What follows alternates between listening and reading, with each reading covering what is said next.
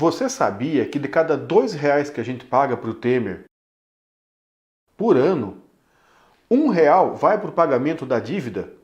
Como é que a gente chegou nessa situação?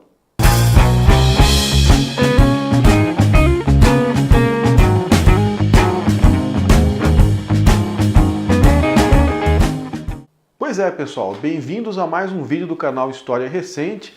Isso que eu falei aí sobre a quantidade de impostos que vão para a gente pagar a dívida, seja externa, seja interna, é como se a gente pagasse 25 petrolões por ano. Veja, o petrolão tem sido avaliado como alguma coisa que durou aí 10, 12, 14 anos, embora todo mundo sabe que Petrobras e corrupção é alguma coisa que anda meio junta desde que se criou a Petrobras lá nos anos 50. Então, não vamos ser ingênuos, que tem também todo o interesse político aí em chamar de petrolão, em dizer que isso está vinculado só a um governo e assim por diante.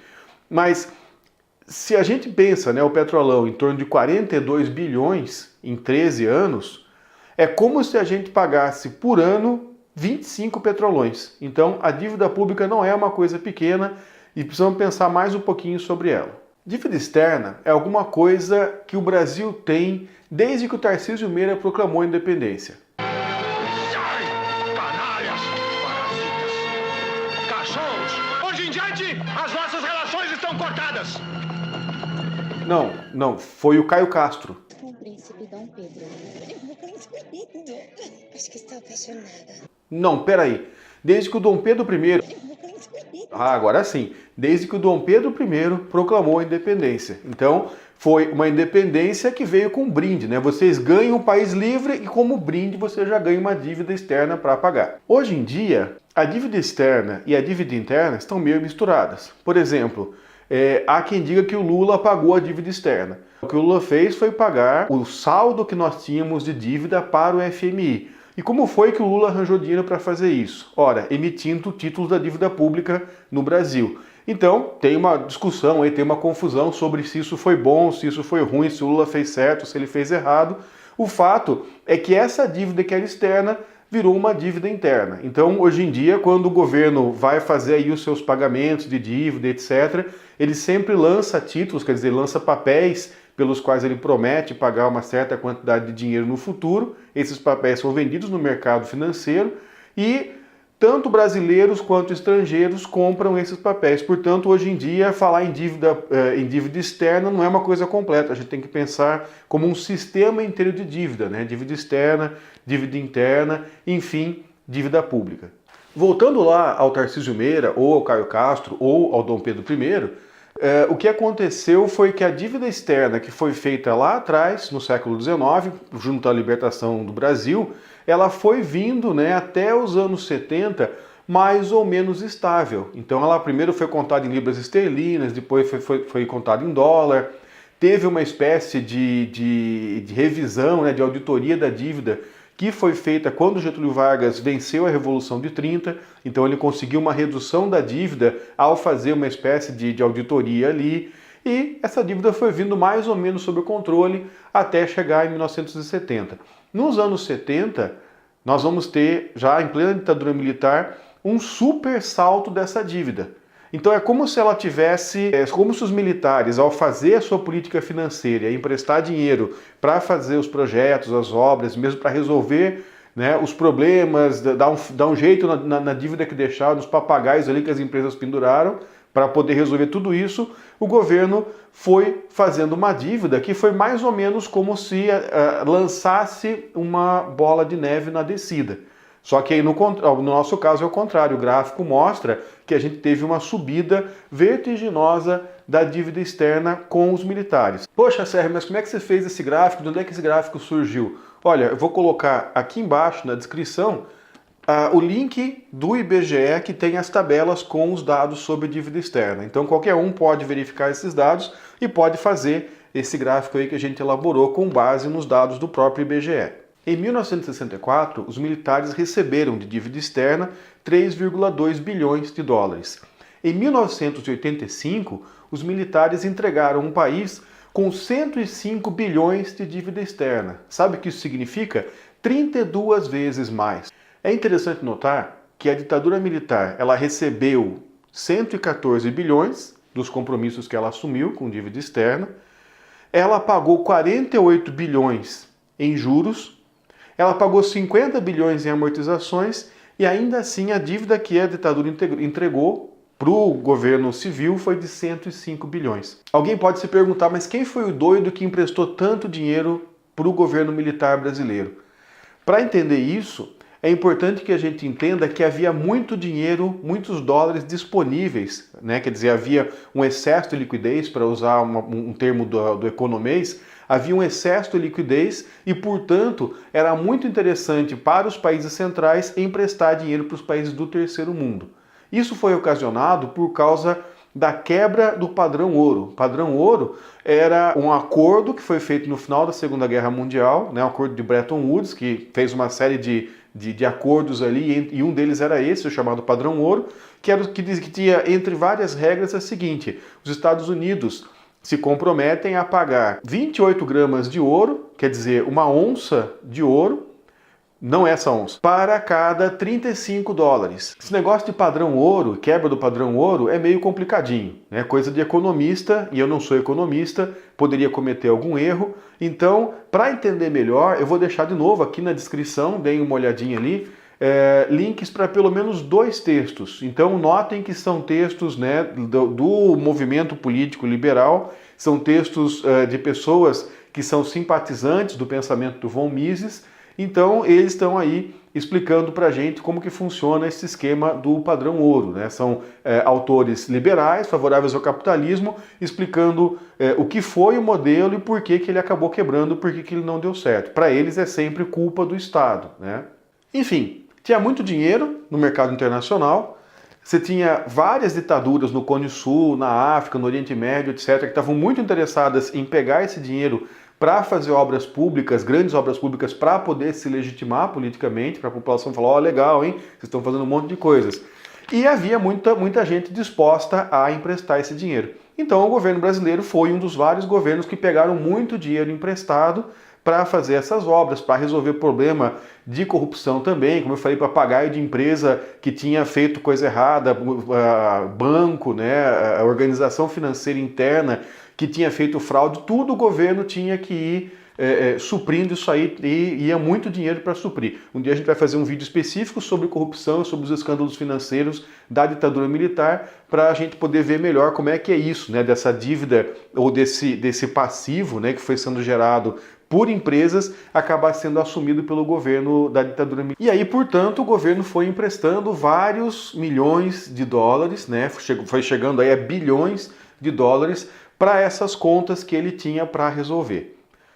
Tudo bem, né, porque isso vinha sendo emprestado com juros razoavelmente baixos, 5 a 6% ao ano, né, esses juros eram determinados pelos bancos, pelo conjunto, pela Associação dos Bancos Ingleses, né, que eles davam a taxa LIBOR, e pelo conjunto dos bancos norte-americanos que davam a taxa Prime. E essa taxa sempre ficou ali, historicamente, em torno de 5 a 6%. O problema foi que em torno de 73, 74, esses bancos pensaram, mas por que a gente tem que manter essa taxa nesses níveis? Né? O governo americano rompeu o compromisso que ele tinha com o padrão ouro. Eu tenho um monte de dólares emprestados, tenho um monte de países que estão dependendo da gente.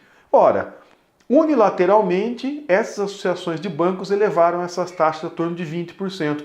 Então, o que era uma dívida grande acabou virando uma dívida enorme. Não bastasse, em 73 e 74 nós temos a crise do petróleo. Os países exportadores de petróleo falam assim, por que a gente tem que vender petróleo barato, né? Que nem se fosse assim, essas coisas que o Brasil vende, né? Soja, milho, minério de ferro, petróleo, etc. Por que a gente tem que vender o nosso petróleo baratinho, que nem o Brasil faz hoje na atualidade, enquanto esses caras estão na boa aí? Vamos subir o preço do petróleo. E aí subiram várias vezes o preço do barril do petróleo. 85% do petróleo que o Brasil consumia era importado. Então, a dívida, bem depois que acabou a ditadura militar, no governo do Fernando Henrique, houve uma CPI da dívida. Na verdade, houve outras comissões, outras investigações parlamentares em outros momentos, né? Mas esse conjunto de investigações acabou mostrando que 64% da dívida externa que havia sido feita pelo regime militar não tinha base. Ou seja, não era legal. Foram várias coisas que foram feitas, vários erros que foram cometidos que tornavam aquela dívida ilegal. Então alguém vem falar assim, poxa, mas dívida tem que pagar, não tem jeito, ninguém vai gostar da calote, etc. Sim, mas quando você vê que a dívida é ilegal, você tem que parar para pensar. Para dar um exemplo assim do nosso cotidiano, você vai e faz uma dívida para comprar um carro. Aí você vai ter que entregar o carro porque a dívida cresceu muito. Você vai num advogado, num especialista e analisa como foi feita essa dívida. E o analista mostra, olha, que foi feito com juro abusivo, essa cláusula é ilegal, isso aqui não pode, isso aqui é juros sobre juros, que é uma prática proibida pela Constituição. Aí ele faz uma análise disso, leva para o seu credor e fala, olha, meu cliente aqui, né, o cara que está te representando, vai dizer para o seu credor, o seu contrato está ilegal e eu exijo que você mude esse valor da prestação. E aí, geralmente, os credores reconhecem, né, essas ilegalidades e abaixam o valor da dívida. Você não reclama, maravilha para quem está te vendendo essa dívida ao mesmo tempo que te vendeu o veículo. Com o país acontece mais ou menos a mesma coisa. Os juros foram abusivos, né, as condições foram abusivas, tem uma série de irregularidades, só que o país não reclama, porque senão vai ficar feio lá fora, ninguém mais vai querer emprestar dinheiro pra gente, a coisa vai ficar complicada. Então, como país, nós temos deixado de lado, não temos feito auditoria da dívida e essa dívida só cresce e vai chegar aí hoje à casa de vários trilhões.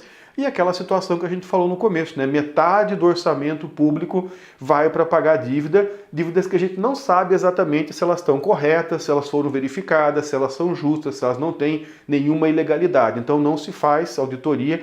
Todos os governos que a gente teve até hoje, mesmo os governos mais à esquerda, não tiveram disposição, não tiveram força política para fazer auditoria dessa dívida. Então, alguns problemas com a dívida que foi feita pelos militares. Como eu falei, primeiro, 64% do dinheiro que entrou não tem justificativa e não tem explicação. Quer dizer, foi feito com contratos aí meio esquisitos, sem ter a legalidade necessária, mas nós estamos pagando por esse dinheiro sem saber exatamente o que é, quem fez, para onde foi esse recurso. Ao mesmo tempo, em contato com os bancos credores, a ditadura militar fez uma série de acordos e modificações na forma da dívida ser calculada que fizeram com que ela tivesse um crescimento muito acelerado. Por exemplo, 75% da dívida externa brasileira, em 1972, era dívida privada, não era dívida assumida pelo Estado.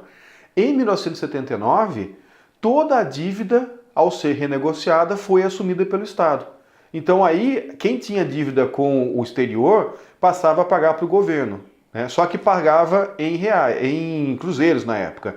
E o governo tinha que pagar em dólar. Portanto, boa parte do ônus de pagar essa dívida externa, que era privada, acabou passando para a própria ditadura por escolha da própria ditadura militar. Em 1982, o governo brasileiro federal chegou a uma situação em que ele não conseguia mais pagar os juros da dívida e nem a amortização. Então acabou acontecendo uma moratória técnica, quer dizer, uma declaração por parte do governo que ele não conseguia mais pagar a dívida.